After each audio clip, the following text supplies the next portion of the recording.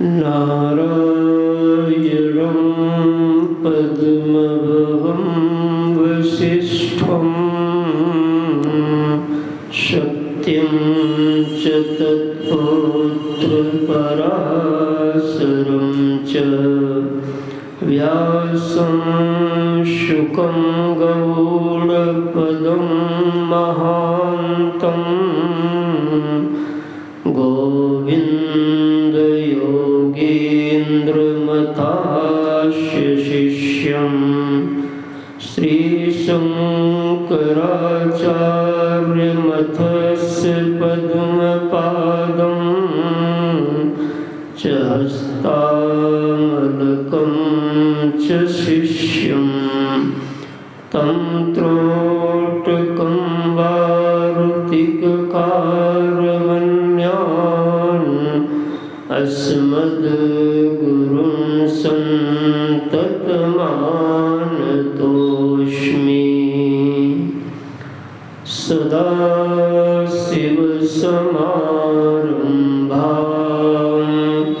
शङ्कराचार्यमध्यमाम् अस्मदाचार्यपर्यन्तां वन्दे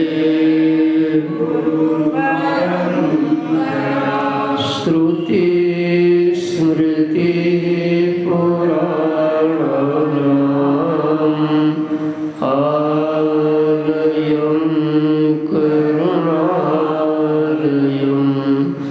नमामि भगवत्पादं शङ्करं लोकशङ्करं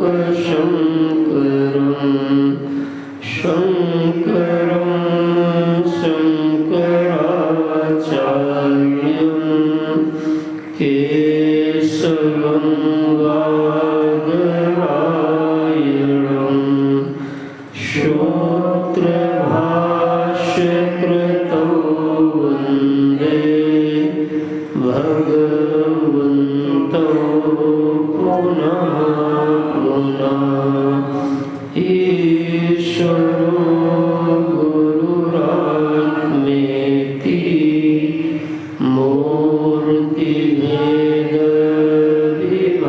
मूर्तिभेदविभागिने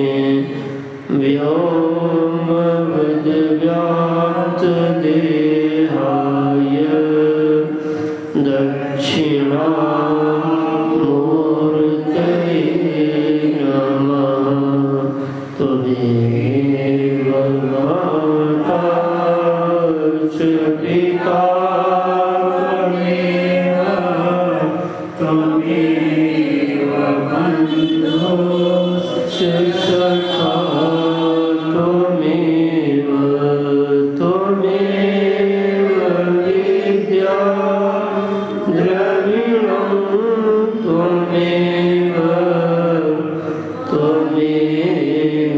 सर्वं मम देव देव त्वमेव सर्वं मम देव देव। भगवान दक्षिणामूर्ति जो स्वयं सद्गुरु स्वरूप हैं, उन्हें प्रणाम करते हुए इस स्वाध्याय सत्र के आज हम सब विश्राम वेला में प्रवेश करते हैं। इस ग्रंथ में अभी तक 9 श्लोकों में आचार्य श्री ने दक्षिणामूर्ति जो अधिष्ठान रूप में समस्त इस प्रपंच के कारण हैं और किस प्रकार से केवल वही हैं, लेकिन उन्हीं की सत्ता से यह प्रपंच कैसे बनता है, उन्हीं की सत्ता से काल, देश, कर्म कैसे होता है, यह प्रपंच कहाँ पर है, दिखता कहाँ पर है। यह प्रपंच सत्य दिखता है तो क्यों दिखता है, और मिथ्या हम समझ पाए तो कैसे समझ पाए। ऐसे अनेक सूत्रों को हम लोगों ने समझते हुए इन 9 श्लोकों की यात्रा किया। अंतिम श्लोक फलश्रुति है। जो 10वां श्लोक है यह फलश्रुति है कि इस ग्रंथ का यदि कोई अर्थ समझता है, सुनता है और उसको सुनाता है, स्वयं मनन करता है, तो उसको क्या क्या फल मिलेगा, यह इसमें उल्लेख किया गया। तो आइए हम लोग पहले 10वें श्लोक जो अंतिम श्लोक है उसको देखते हैं। सर्वात्मत्वमिति स्फुटीकृतमिदं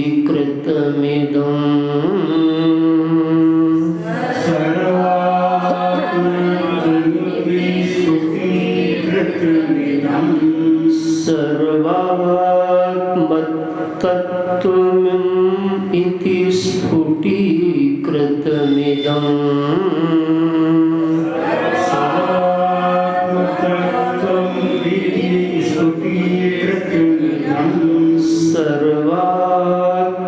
सर्वात्मतत्त्वम् इति स्फुटीकृतमिदं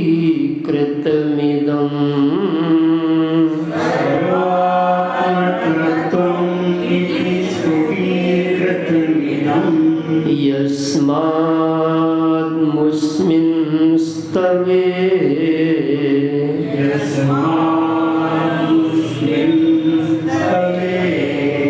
तेनास्य श्रवणात् तदर्थमननात्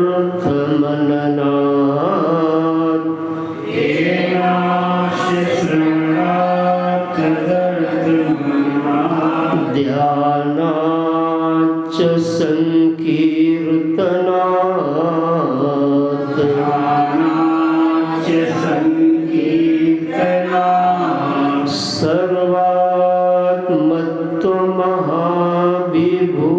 सर्वात्मत्वमहाविभूतिसहितं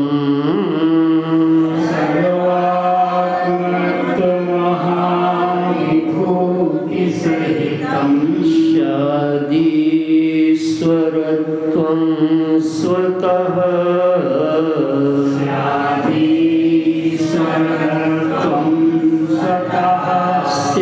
सिद्धेत तत्पुनरष्टधा परिणतम्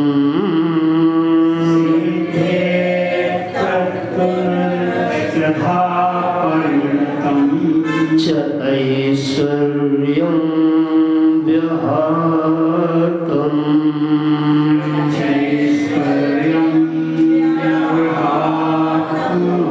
च ऐश्वर्यम् अव्याहतम्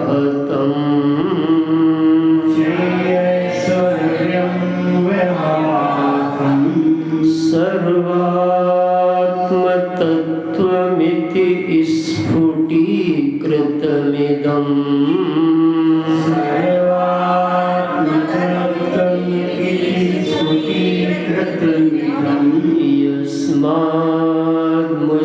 यस्मान्मुस्मिंस्तवे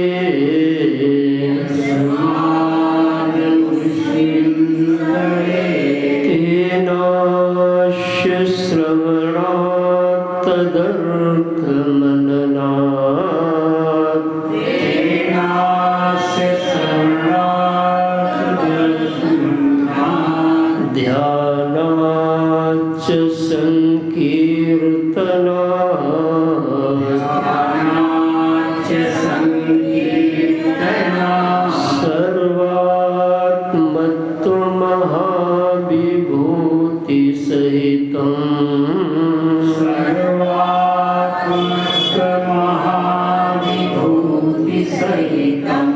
स्यादीश्वरत्वं स्वतः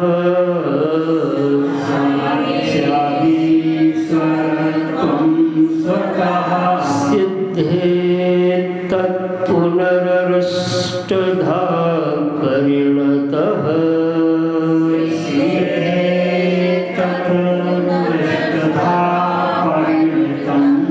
च ऐश्वर्य सिद्धेत् तत्पुनरष्टधा परिणतम्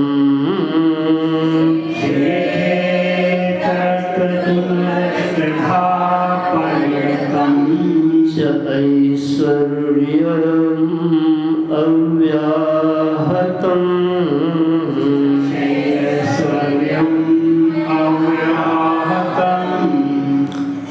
इस श्लोक में आचार्य श्री ने यदि कोई इस ग्रंथ के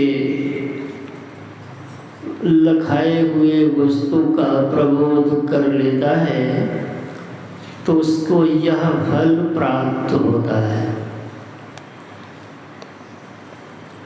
कौन सी वस्तु को पाना है, यह गत 9 दिनों में चर्चा किया गया।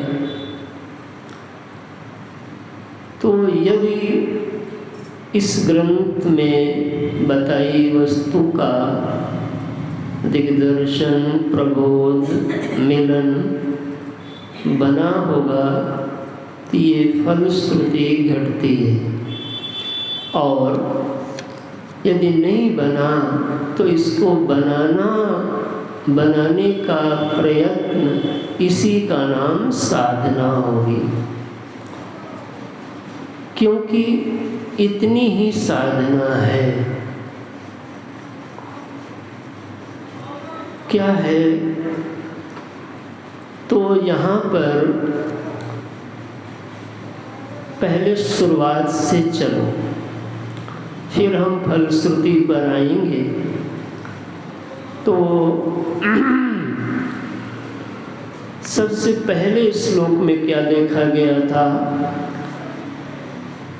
कि विश्वम दर्पण दृश्यमान नगरी तुल्यम निजांतर्गतम पश्यन् आत्मनि मायया बहिर इव उद्भूतम यथा निद्रया यह साक्षात् कुरुते प्रबोध समये स्वात्मानमेवाद्वयम्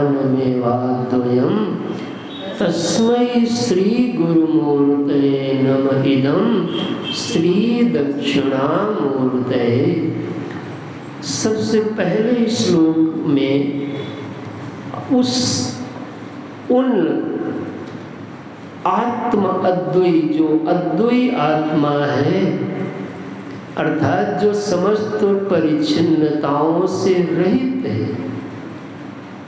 परिच्छिन्नता माने जो चारों तरफ से घेर करके उसको काट देती है, उनको परिच्छिन्नता कहते हैं। जैसे कोई पुष्प है तो एक पुष्प की सीमा का पता है कि यहाँ से यहाँ तक है, तो ये परिच्छिन्न है। लेकिन यदि इसकी सीमा का पता न हो तो इसको हम बोलेंगे अपरिच्छिन्न। तो वो जो अद्वैत तत्व जिसको आपने जाना, उसकी सीमाएं दिखी कहाँ से कहाँ तक है? कुछ कोशिश करो सीमा देखने की। तो कहा ये वही होगा कि खुद के कंधे पर खुद चढ़ के आप जा सकते हो क्या?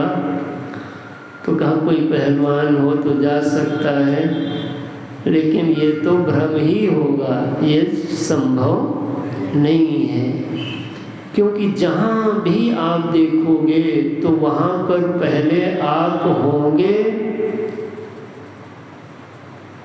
तब देखोगे, या बिना हुए देखोगे। कितना भी बड़ा हो, कहीं भी हो, कुछ भी हो, पहले वो होगा कि तुम होगे। विचार का बल होगा तब बोल पाओगे। ये बात सबके बोलने की हिम्मत नहीं है। तो वह जो आत्म अद्वैत सत्ता है, उसको उस सत्ता में विश्वम दर्पण दृश्यमान नगरी, जैसे दर्पण में नगर दिखाई पड़ता, ऐसे सारा यह विश्व प्रपंच। अब बताना तो नहीं विश्व क्या है, प्रपंच क्या है, सब सुन चुके हो। तो जैसे दर्पण में सब दिखता है, वैसे के वैसा यह सारा प्रपंच उन अद्वैत आत्मदेव में भाषित होता है। यह साक्षात कुरुते, किसी ने बताया है, हमने माना है, ऐसा नहीं कुछ है। साक्षात ये मैंने देखा है कि जितना भी दृश्य है वो सब किसमें है, मेरे भीतर ही है, लेकिन बाहर दिखाई पड़ता है। तो कहा ये कैसे दिखाई पड़ता है, तो कहा माया बहिर्इव उद्भूतम। तो ये पहला श्लोक है जिसको आपने खूब अच्छे से सुनने की कोशिश किया कि वह जो आत्मदेव हैं वही दरअसल हैं, और उन्हीं आत्मदेव से माया के कारण यह प्रपंच हमें बाहर दिख रहा है, लेकिन बाहर दरअसल यह है नहीं, मिलेगा नहीं, खोजोगे तो पाओगे नहीं। जैसे स्वप्न, जब तक आप सुषुप्ति में हो तब तक बाहर लगता है, और जैसे जग जाते हो तो जान जाते हो मेरे ही भीतर था। तो जब तक अज्ञान में हो तब तक ये सारा प्रपंच बाहर ही दिखेगा, लेकिन जैसे प्रबोध, यह साक्षात कुरुते प्रबोध समय, प्रबोध काल में यह का सब निजांतर्गतम दिख जाता। तो ऐसे जो हमारे महादेव हैं दक्षिणामूर्ति, मैं उनको प्रणाम करता हूँ। एक प्रसंग आता है उपनिषद में कि याज्ञवल्क और गार्गी जी का संवाद हुआ। तो उसमें याज्ञवल्क जी ने गार्गी जी से पूछा कि ये बताओ, ये प्रपंच कहाँ पर है? तो प्रपंच में क्या है, जो 5 चीजों का मिश्रण है उसी को प्रपंच कहते हैं। कौन कौन? 5 महाभूत, इनका मिश्रण, 5 विषयों का मिश्रण, यानी 5 जो चीजें मिल जाएं उन्हीं का एक मिला हुआ रूप का नाम प्रपंच। तो सबसे पहला जो है वो पृथ्वी है, और ऊपर जाओगे तो पृथ्वी जो तत्व है वो पृथ्वी कार्य है, और उसका कारण जल है। तो पढ़ चुके हो तत्वबोध में, समझ चुके हो तो भी नहीं। फिर जल कार्य है, उसका कारण अग्नि है। फिर अग्नि कार्य है, उसका कारण वायु है।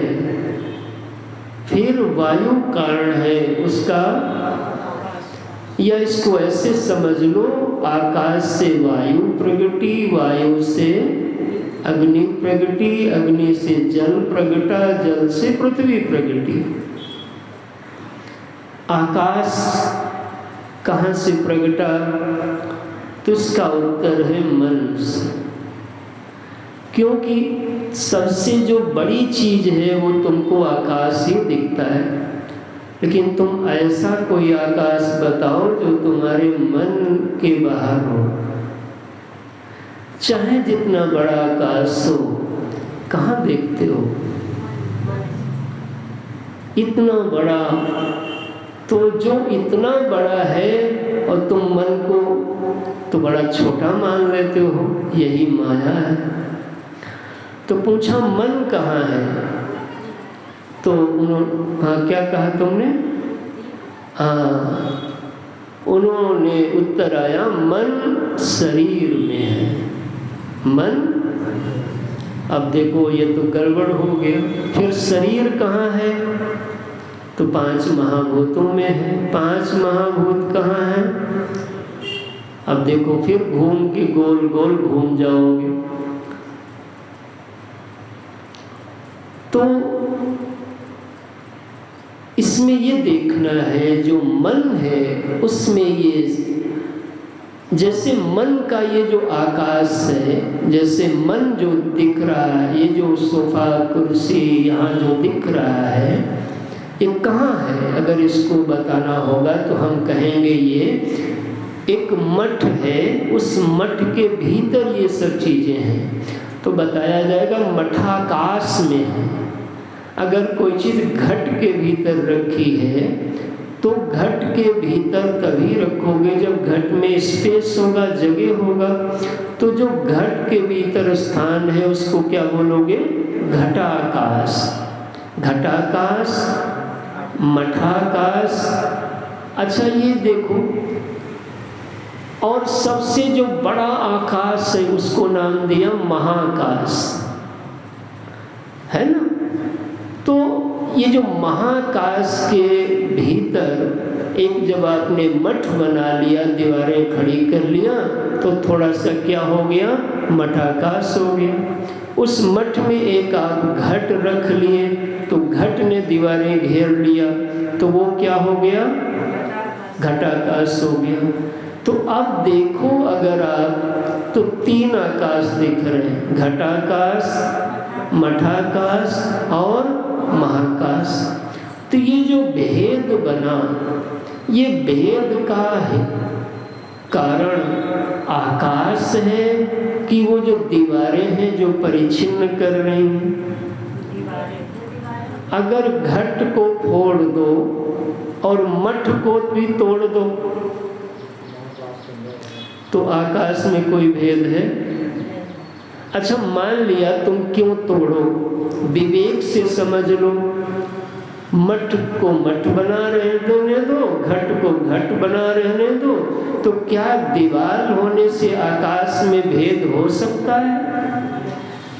खाली दिखता है, होता। तो जैसे दीवार होने से आकाश में भेद नहीं होता, वैसे देह होने से उस चेतना में भेद नहीं होता।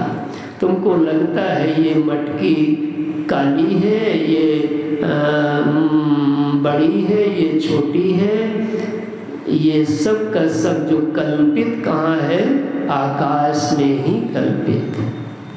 हे भक्तजनों, वह अद्वैत सत्ता, उसी में यह संपूर्ण प्रपंच दर्पण के नगर के समान भाषित होता है। तत्वतः यह विद्यमान नहीं है। तत्वतः कौन विद्यमान है? आत्मसत्ता। और वह आत्मसत्ता कैसी है? अद्वैत सत्ता के रूप में विराजमान है। यह पहला प्रतिपादन किया।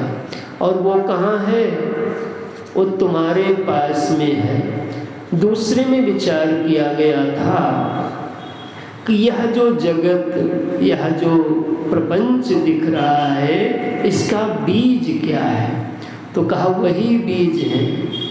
ओहो, बीजस्यान्तरिवांकुरो जगदितं प्राग निर्विकल्पम पुनः माया कल्पित देश काल कलना वैचित्र चित्रीकृतम मायावीव विजृंभयत्यपि महायोगी वयः स्वेच्छया तस्मै श्री गुरुमूर्तये नमिदं श्री दक्षिणामूर्ते। वही जो अद्वैत सत्ता है, जब प्रपंच के कारण की चिंतन किया जाएगा तब वही आत्मदेव संपूर्ण प्रपंच के बीज के रूप में हमको मिलते हैं। लेकिन यह जो बीज है वो कैसे हैं? तो कहा यह बीज परिणामी बीज नहीं है। दो प्रकार का बीज होता है, यह दो प्रकार की वस्तु होती है, या दो प्रकार के कारण होते हैं। एक कारण होता है जिसको बोलते हैं परिणामी कारण। परिणामी कारण कौन होता है? जैसे आपके पास में दूध था, तो दूध से आपने दही बना लिया, तो दूध में परिणाम हुआ। परिणाम कहते हैं परिवर्तन को, यानी दूध में परिवर्तन होकर के अब वो क्या बन गया? बोलो तो, इतना तो बोल रहे हो ना कि तो दही जब बन गया तो दूध में क्या हो गया? परिवर्तन हो गया, परिणाम हो गया। तो अब पुनः वो दही दूध बनना चाहे तो बन पाएगा क्या? नहीं बन सकता। तो जिसमें बीज परिणमित होकर के कार्य बनता है उसको बोलेंगे परिणामी कारण। दूसरा होता है अपरिणामी कारण। अपरिणामी कारण में किसको लोगे? जैसे मिट्टी से घट बना, तो जब मिट्टी से घट बना और बाद में घट टूट हो जाए तो घट रहेगा कि मिट्टी हो जाएगा? अब अंतर समझ में आया दोनों दृष्टांतों में? तो जो हमारे दक्षिणामूर्ति भगवान जगत के कारण हैं वो अपरिणामी कारण हैं। उनसे जगत बन भी जाता है, जगत भाषित हो जाता है, और जगत भाषित होने पर भी उनकी मूल सत्ता में कोई परिवर्तन नहीं होता।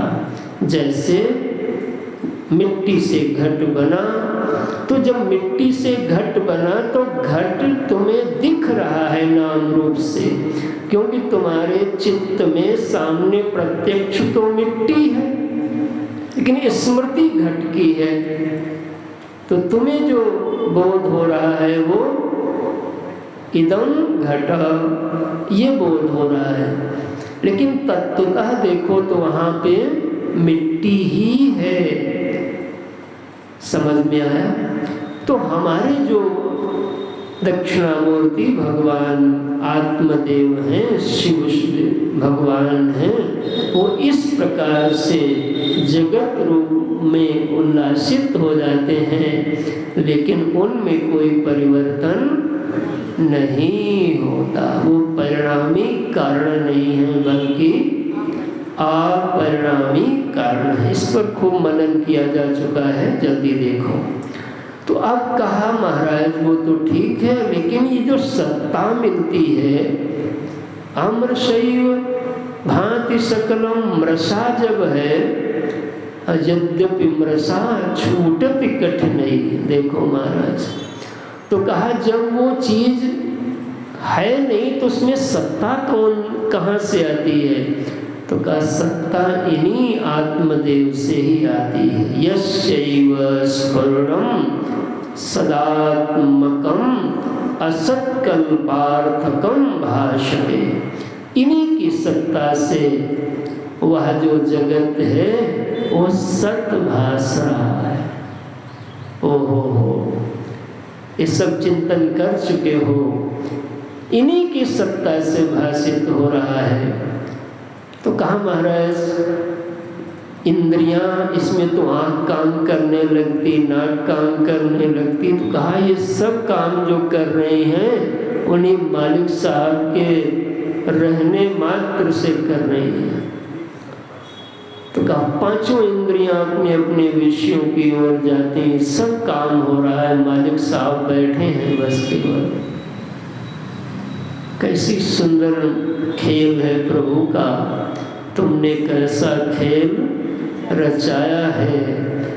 तो देखो ये सभी, ये कैसे इंद्रियां काम करती हैं? तो क्या दृष्टांत दिया था?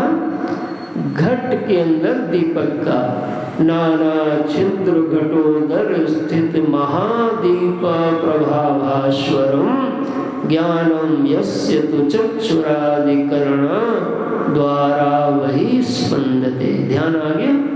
ध्यान आ रहा ना चीजों पे? तो ये हमारा हो गया चौथा श्लोक था कि ये जो हमारी देह में इंद्रियों में जो प्रकाश है, प्रकाश माने अनुभव, तो वह अनुभव इन्हीं से निकल के आ रहा है। कैसे? इसको बताया जा चुका है अच्छी तरीके से। अब आगे कुछ दार्शनिकों के मत लिया था, मतलब यहाँ तक कि एक बात पूरी हो गई। कौन कौन? फिर से ध्यान दे दो कि वह प्रभु अद्वय हैं, आत्मदेव हैं, निज रूप में हैं और उन्हीं में ये सारा का सारा जगत भाषित होता है। दूसरे श्लोक में कहा उन्हीं से प्रकट होता है सब का सब, तो कह लो उन्हीं में दिखता भी है, पहले बता चुका हूँ, और फिर उन्हीं में लीन होता है। ये दूसरा श्लोक हो गया। तीसरा था उन्हीं से सत्ता पाता है। ये जड़ हाथ पैर हैं मिट्टी के महाराज नहीं, कितना वजन है? तो महाराज ये किलो में बताया जाता है, तो ये मिट्टी का ही वजन है। इतने किलो का शरीर और गिरधर गोपाल धारण किए हुए हैं। तो तुम लोग बढ़िया भोग भी नहीं लगाते, कुछ उनको लगाओ कायदे का। हाँ?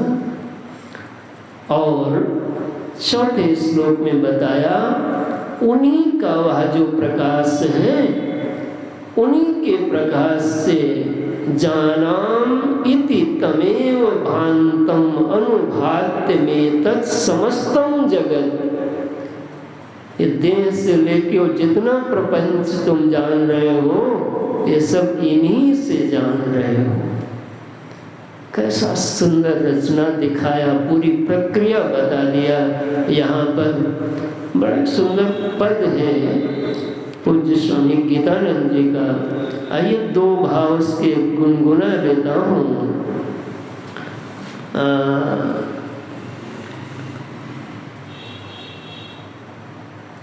यही नाथ है जिनका अर्थ ही नहीं है।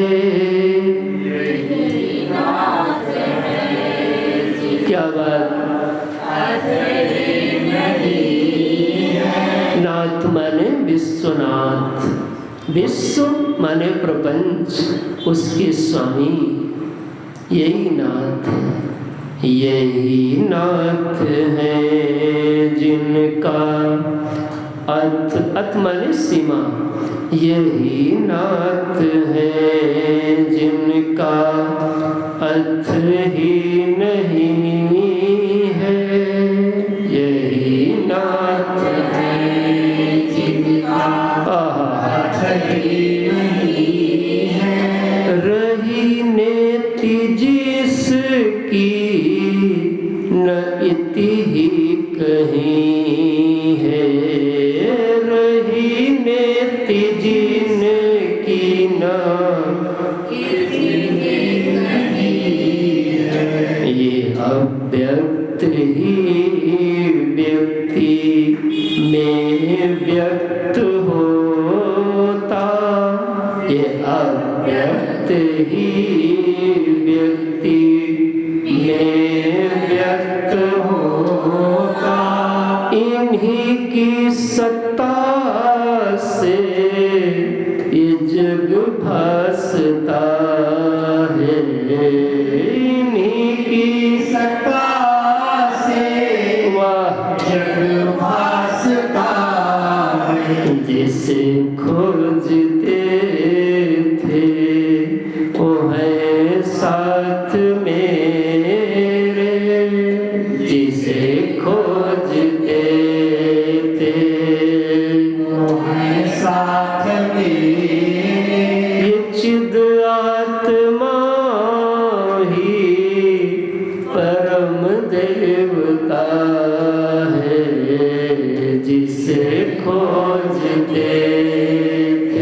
मिलाइए जरा, जो के साथ वही ज्ञान मानो।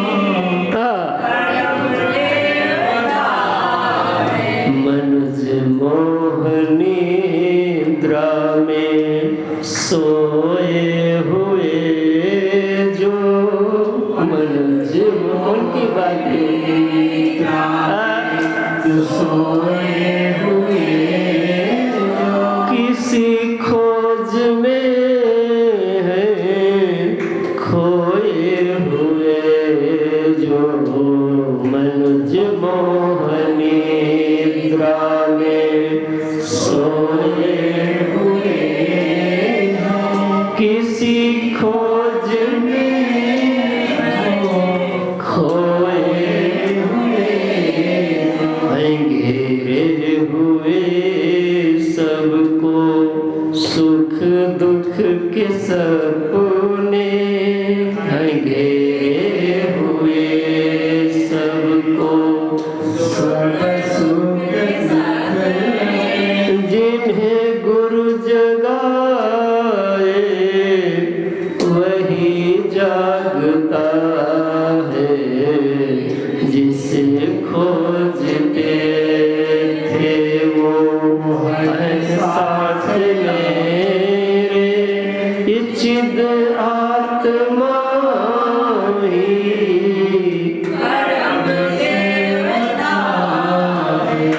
ये पूज्य पथिक जी महाराज का भजन है। आइए पूरा गाते हैं जितना। वही यह प्रगट प्रभु, देखिए ये है हमारे देश के संत, मिलाइए ग्रंथ और संत का बोध। यही यह प्रगट वही यह प्रगट प्रभु, जहाँ मैं नहीं है। जब तक ये नकली मैं बैठा तब तक वो नहीं मिलेंगे। वही यह प्रगट प्रभु, जहाँ मैं यह मैं किपन के रहते न मिलता कहीं है। कृपा की किरण से जब अज्ञान मिटता, तभी यह चिदानंद घन दिखता है, जिसे खोजते। 152 नंबर खोलो।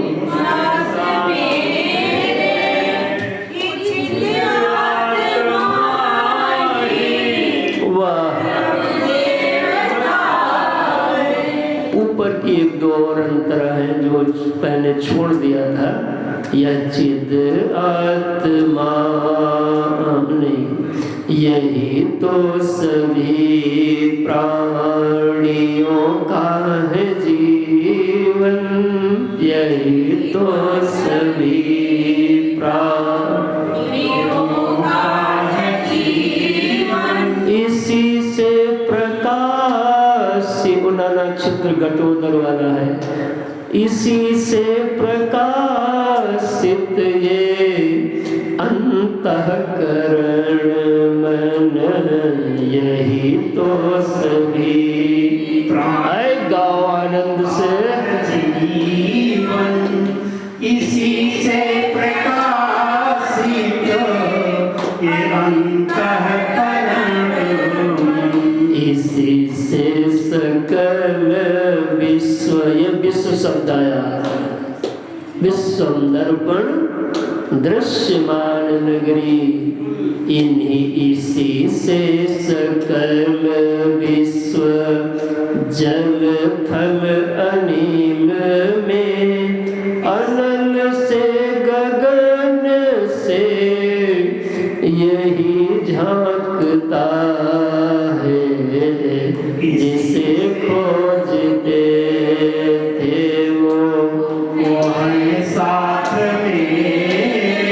वाह ये आत्मा की परम देवता है। जगत में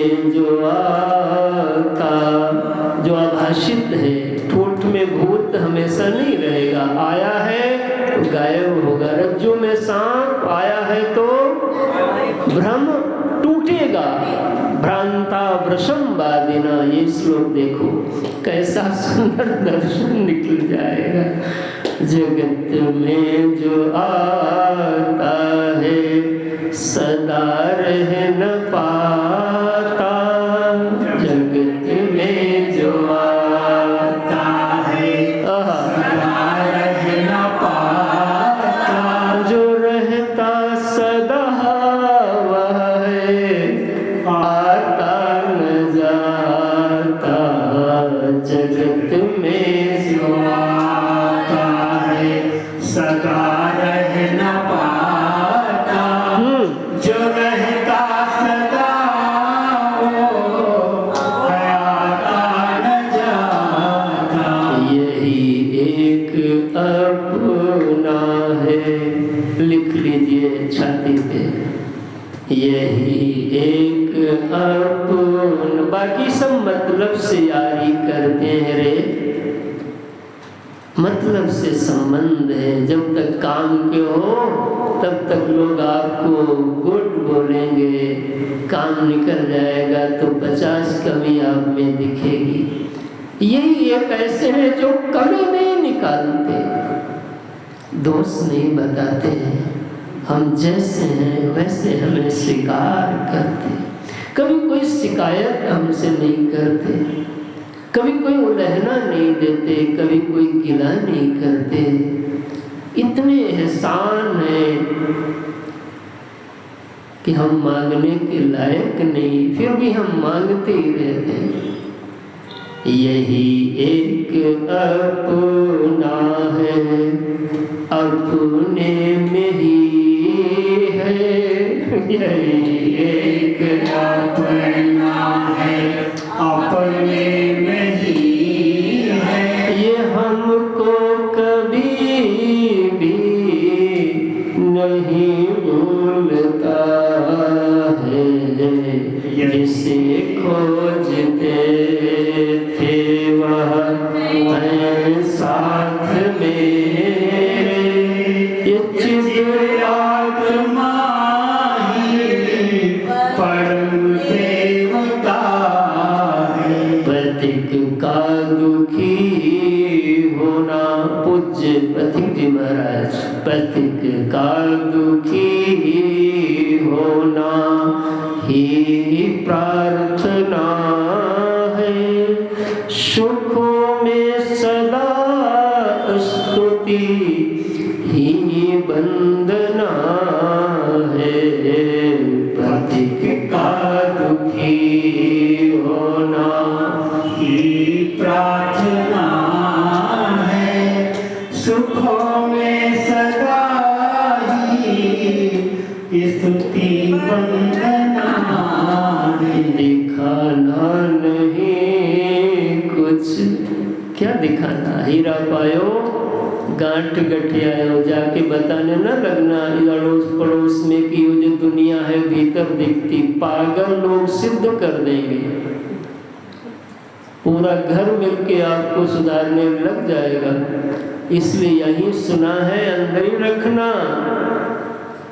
कोई 10 साल से लगा है, कोई 15 साल से लगे हो, तब इतनी बात समझ में आई है। तुम्हें लगता है वो 4 दिन में समझ लेंगे? ये टमाटर की चटनी थोड़ा ना है जो सबको स्वाद, इसके स्वाद के लिए जरा पुण्य चाहिए। यही सर आवत, इसलिए ये सबको बताया नहीं जाता, सुनाया नहीं जाता, पात्र को दिया जाता। इसको देने की लेने की बड़ी ऊंची तहजीब है साहब। मेरा कहती शीश देने पर भी ये मिले तो सस्ता है। इसी को पाके कहा था अब तरने की फिक्र नहीं, क्योंकि भव सागर तो अब यही सद्गुरु की कृपा है जो हमारे लिए तराते नहीं, भव सागर ही सुखा देते हैं। भव सागर अब सूख गयो है, फिकर नहीं मोहे। कहा ये कैसे हुआ? तो कहा बस एक काम मैंने किया, अब लगी लगन गुरु चरण की। ये उनका प्रसाद है। तभी तो कबीर ने कहा कि गुरु गोविंद दोनों खड़े काके लालों पाए।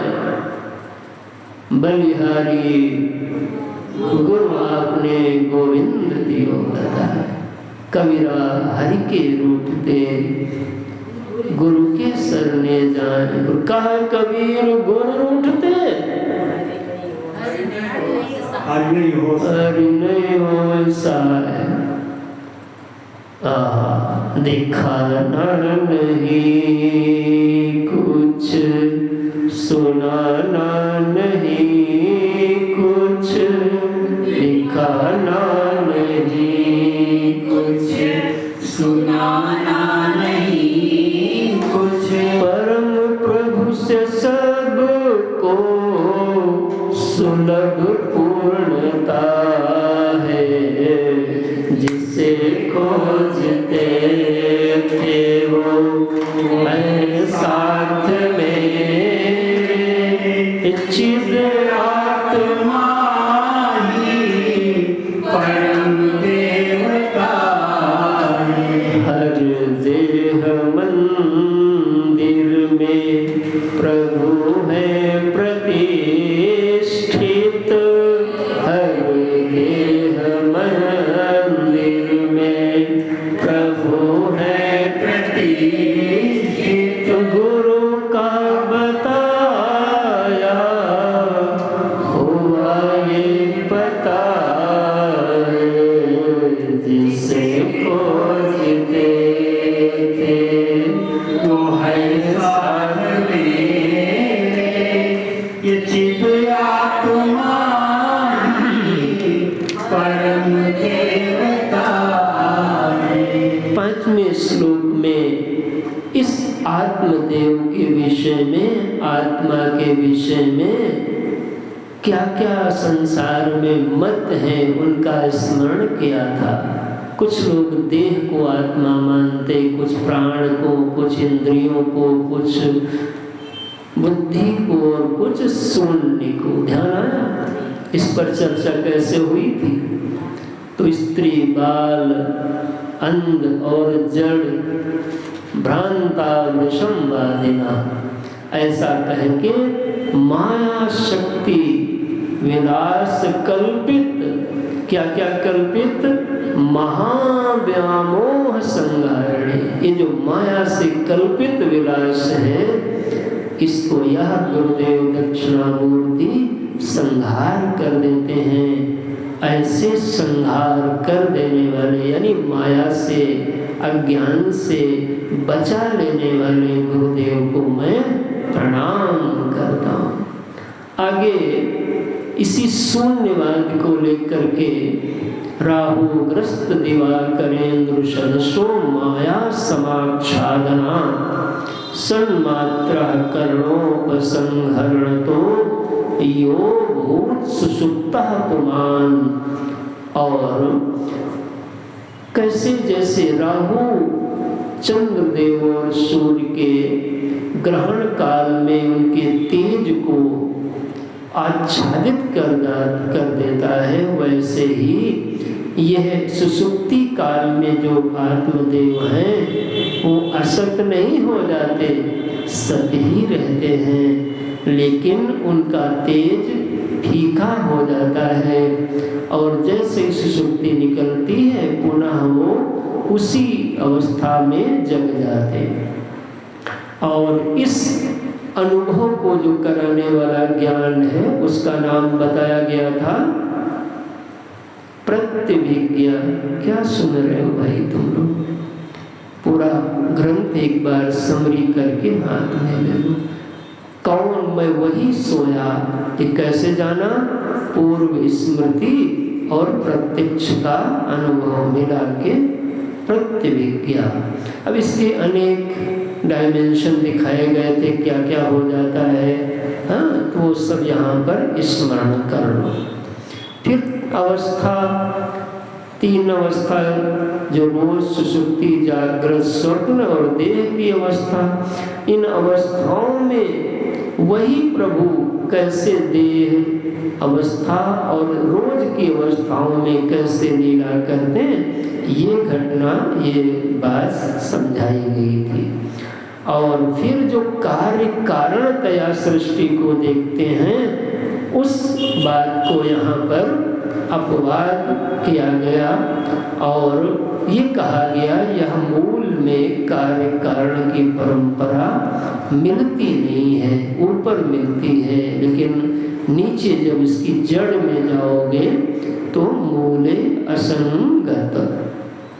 अंत में यहाँ पर बताया कि यह जो सकल विश्व है वो अष्टमूर्ति, 5 महाभूत, सूर्य, चंद्र और जीव, इनसे लेकर के यह बना हुआ है।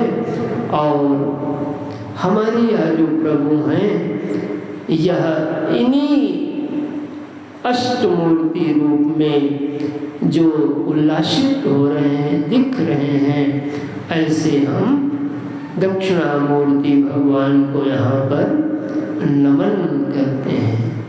और अंत में ये 9 श्लोकों को, 9 पुष्पों को भगवान दक्षिणामूर्ति के चरणों में समर्पित करने के बाद यह 10वां श्लोक आया, जिस पर हम लोग आज चर्चा को देखेंगे।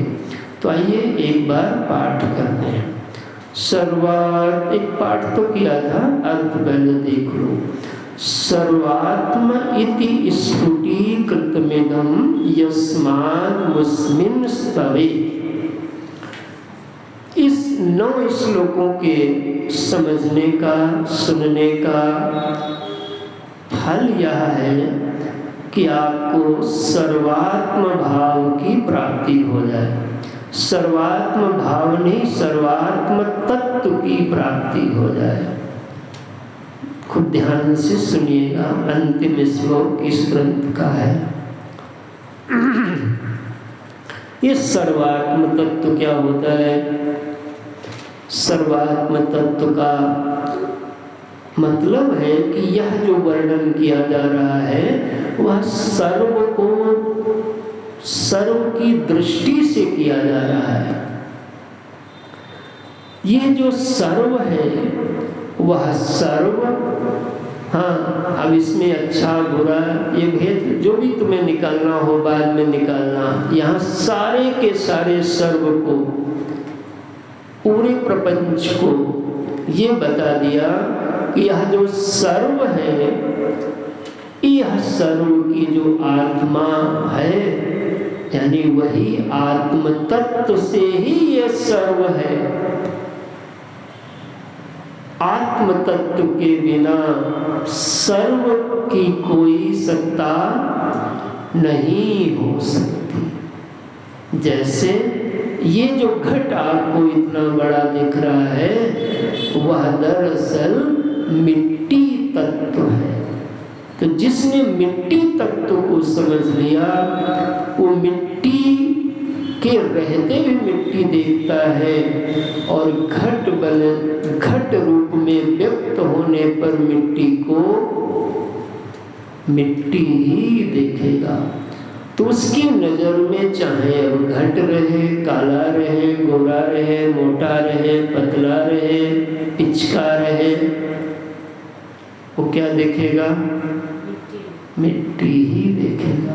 लेकिन व्यवहार घट से होगा तो घट जैसा करेगा, उसमें पानी रखेगा, अनाज रखेगा। गगरी में हम लोग राब रखते थे, हो राब समझते हो? हाँ, तुम लोग बड़े समझदार हो, इतनी बड़ी बड़ी बातें समझ जाते हो। थोड़ा आत्म तत्व भी समझ लो, काम बन जाएगा। तो जैसे गगरी में राग रखते हो, ऐसे आत्म तत्व में ये सर्व रखा हुआ है, ऐसे समझ लो। उसी में से निकल आता है, फिर सब उसी में तो जिसने सर्व तत्व को, सर्वात्म तत्व को इन श्लोकों के पठन, श्रवण, कथन, ध्यान का फल है कि हमें सर्वात्म तत्व का बोध हो जाए। अब वो मकान देखता है, लेकिन दरअसल मकान माने क्या दिख रहा है? मिट्टी ही दिख रही है।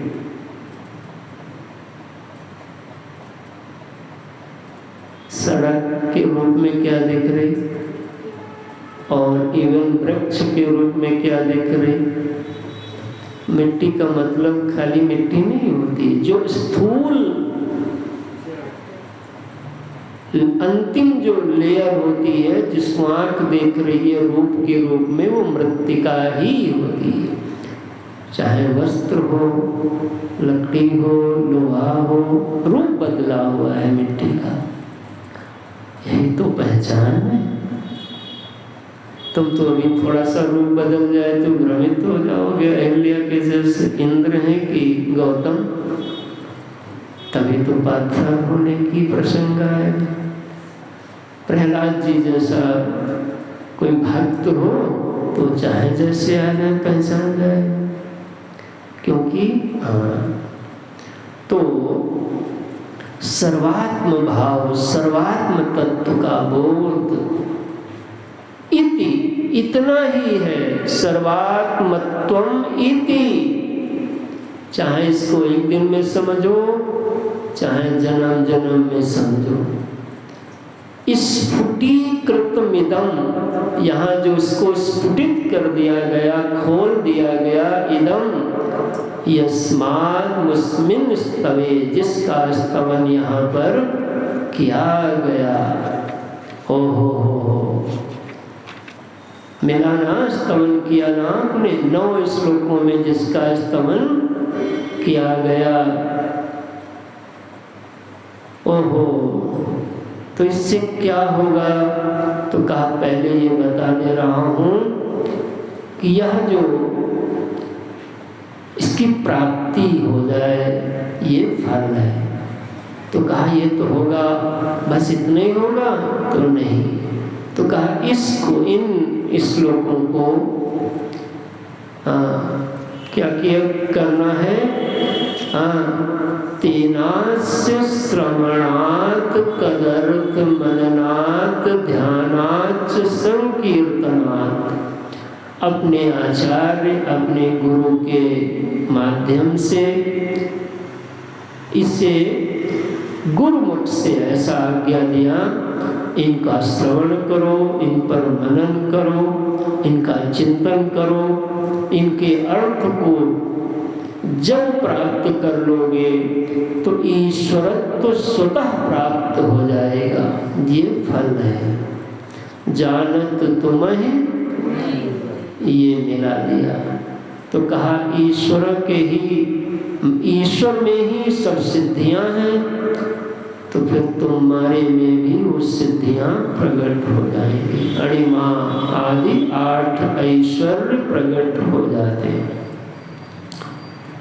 यह सर्वात्म स्थिति महावैभव है। वैभव समझते हो ना?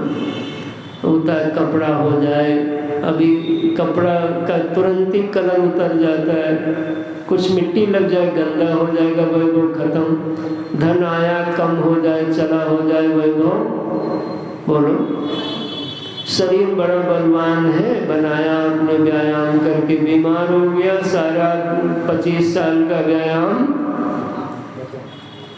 लेकिन ये एक बार वैभव हो जाए, असली वैभव है। यह सर्वात्म स्थिति महावैभव है। इससे ईश्वरत्व सिद्ध हो जाता है, क्योंकि ईश्वरत्व सिद्ध नहीं करना हो तो सिद्ध ही है, तुम्हारा स्वरूप है। केवल जो ऊपर गर्दा अज्ञान की, अविद्या की मिट्टी लेयर लगी है, उन्हें झाड़ने के लिए कोई हमको गुरु चाहिए जो पकड़ के झाड़े महाराज।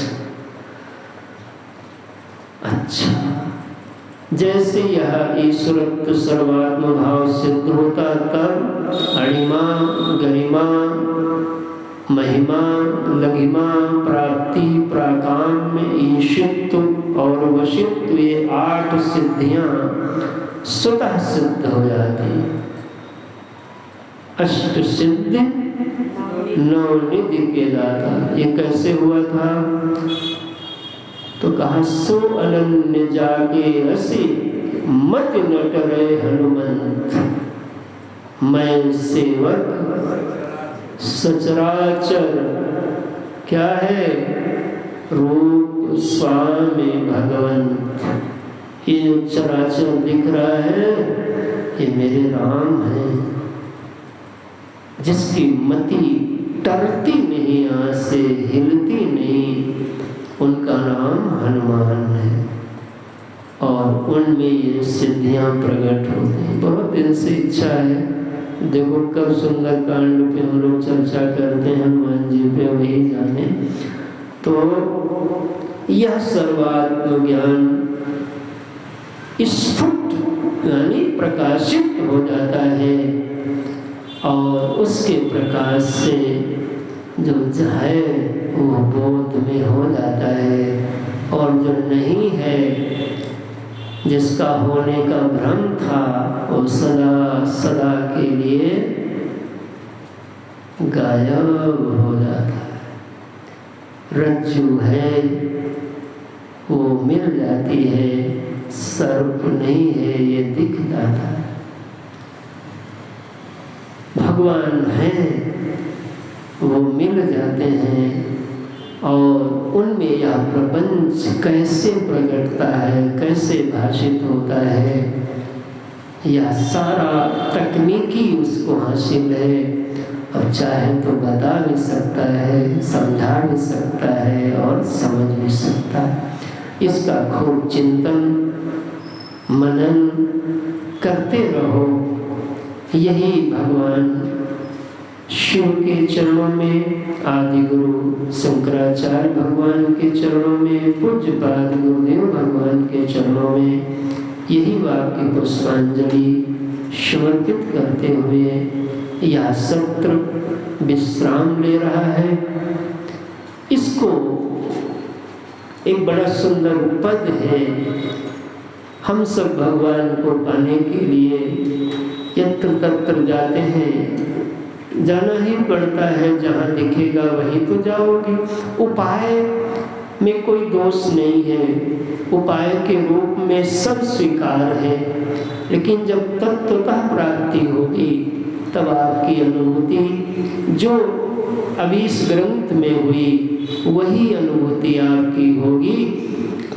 तो आइए उस अनुभूति को थोड़ा हम लोग गा करके और विराम लगाते हैं कि काहे रे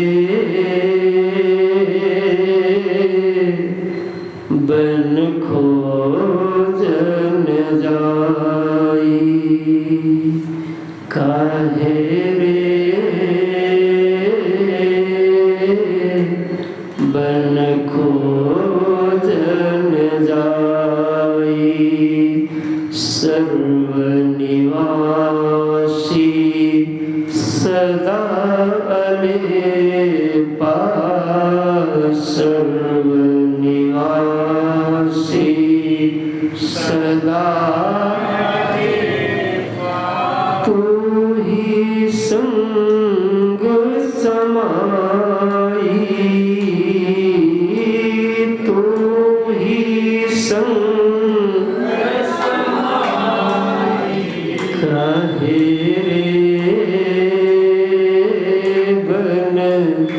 खोजन जाई, काहे रे बन खोजन जाई, पुहक मध्य ज्यों बास बसत है, पुहक फूल में जैसे गंध, पुहक मध्य ज्यों बास बसत है, मुकुर मध्य जस छाई, हो पुहक मध्य ज्यों बास बसत है, मुकुर मध्य जस छाई, कैसे ही निरंतर तैसे ही हर बसे निरंतर घट ही खोजो भाई तैसे ही हर बसे निरंतर घट ही खोजो भाई काहे रे बन खोजन जाई बाहर भीतर होता नहीं माया से कल्पित है बाहर भीतर एको जानो इह गुरु ज्ञान बताई बाहर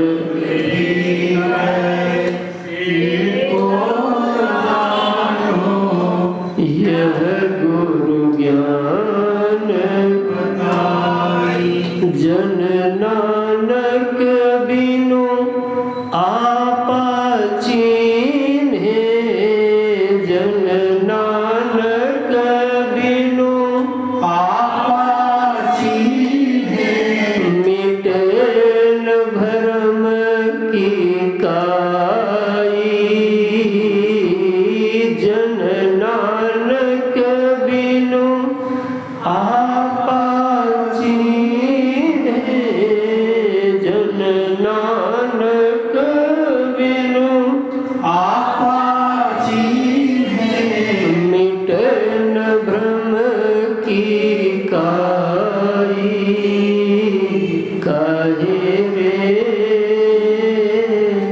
बन खोजन जाई काहे रे बन खोजन जाई ब्रह्म का मिट जाना ही भगवान को पाना है। इन्हीं बच्चों के साथ यह सत्र विश्राम ले रहा है। आप सब बड़ी कृपा किए बैठे और इसी न्याय से हम आप सब भगवान की स्तुति कर पाए उनको याद कर पाए। भगवान को याद करने जैसा और कोई यज्ञ नहीं है, इससे बड़ा कोई दान नहीं है, इससे बड़ी कोई पूजा नहीं है। जब मौका मिले तो याद किया जाए। मानव जीवन का सबसे सुंदर काम है हरि भजन हरि भजन। सभी को साधुवाद वाणी को विराम। ओम पूर्णमदः पूर्णमिदं पूर्णात् पूर्णमुदच्यते पूर्णस्य पूर्णमादाय पूर्णमेवावशिष्यते। ओम शांति शांति शांति। हरि ओम श्री गुरुभ्यो नमः। हरि ओम।